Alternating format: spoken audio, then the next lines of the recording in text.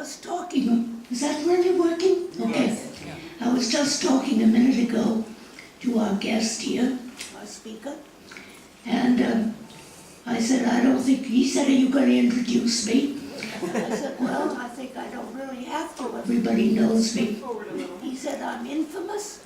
Just step forward a little. So I don't know whether he's infamous or famous, but I really don't think he needs any introduction.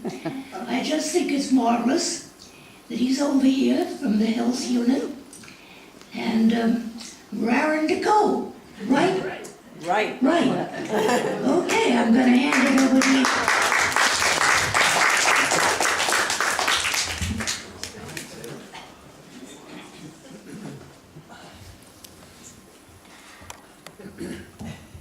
It's on. I think it's on. Okay. Talking about art is difficult without the art present. That's why I brought these paintings here.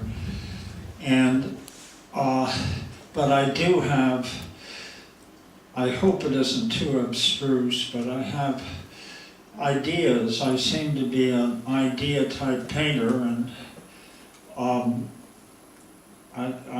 one way of saying it is that I'm not to the manner born. In other words, there was practically no innate talent. And I've had to learn what I know, but in that process, it's been exciting. Whereas if I had had a lot of talent, maybe I wouldn't have learned what I've learned, and I'm going to try to explain to you fairly quickly, and then I'll open it to questions. And first of all, I want to say how I painted these paintings. They are.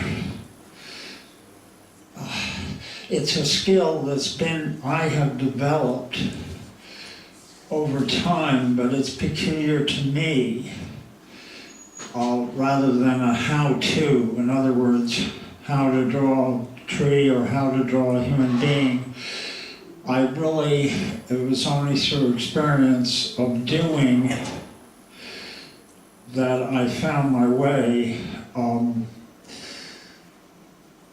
And it's probably true of most artists that's the way you really learn. You don't learn through someone telling you in words how to draw a hand or how to do this or do that. And what I've done is I've tried to silence my mind. I do have a dichotomy, my mind and my body, or my unconscious and conscious, whatever the metaphor is. And I'm trying to silence the conscious mind to the extent I can, and letting up from my unconscious, my intuitive, whatever, what comes. And the subject matter is dictated by not an idea that I have in the beginning, but it comes up through the painting. I don't know if I'm explaining that exactly right, but I search. I'm making marks, all sorts of marks, any sort of mark on a canvas or a piece of paper, and then I search for what I can find. Most often I find the figure. That's been my motivating, whatever you want to call it, elan or force, has been to bring up what I see, and I tend to see the figure, even though it's hard to see sometimes, I know.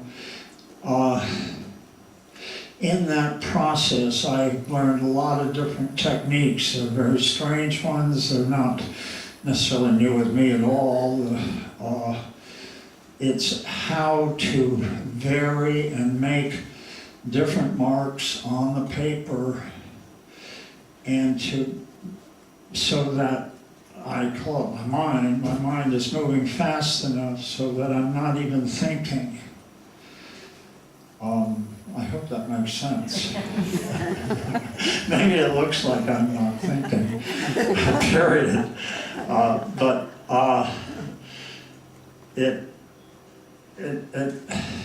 And the image emerges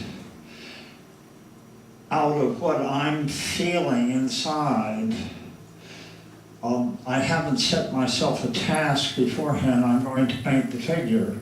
It emerges. Sometimes it's not the figure, there's landscape or two, there are I have mandalas that I did at one point with a little bit different technique, but anyway, that